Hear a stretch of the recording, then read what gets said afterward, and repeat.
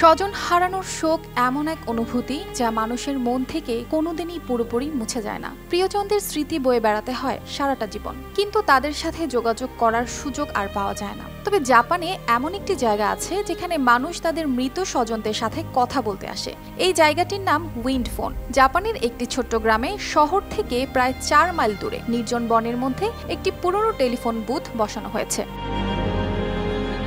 এই টেলিফোনটি একদমই সাধারণ নয়। এখানে কোনো সংযোগ নেই, কোনো নম্বর ডায়াল করাও যায় না, অথচ দূর দূরান্ত থেকে মানুষ আসছেন এই ফোনের কাছে মৃত প্রিয়জনদের সঙ্গে কথা বলতে।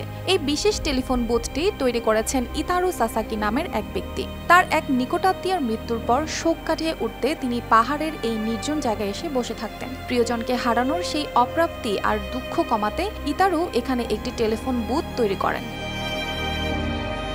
তিনি বিশ্বাস করেন এই টেলিফোনে কথা বললে তার কথাগুলো বাতাসে ভেসে চলে যাবে তার প্রিয়জনের কাছে। তিনি এই বুথটিকে নাম দেন উইন্ড ফোন। 2010 সালে ইতারু প্রথম এই সংযোগবিহীন টেলিফোন বুথটি তৈরি করেন। কালো রঙের পুরনো দিনের টেলিফোন, সামনে নোট বই আর চারপাশে কাচের তৈরি এই টেলিফোন বুথটি দেখতে সাধারণ হলেও এর ভেতরের অনুভূতি অসাধারণ। এখানেই মানুষ তাদের প্রিয়জনকে বলতে না পারা কথাগুলো বলে হালকা বোধ করেন।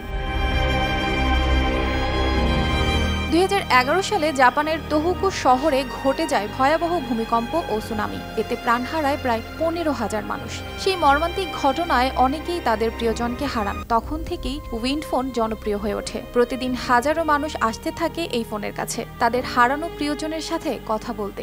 এই টেলিফোনে কোনো সংযোগ নেই, পুরো বিষয়টাই কল্পনার। কিন্তু যাদের প্রিয়জন নেই তাদের কাছে এই কল্পনার সংযোগই সত্য। তারা এখানে এসে তাদের মনের কথা বলেন, শোক কাটিয়ে ওঠার চেষ্টা করেন, নিজেকে সান্ত্বনা দিতে প্রিয়জনকে বলার মতো কথাগুলো হাওয়ায় ভাসিয়ে দেন তারা। মূলত নিজেকে সান্ত্বনা দিতেই এই কথোপকথনের অভিনয়টুকু করেন তারা।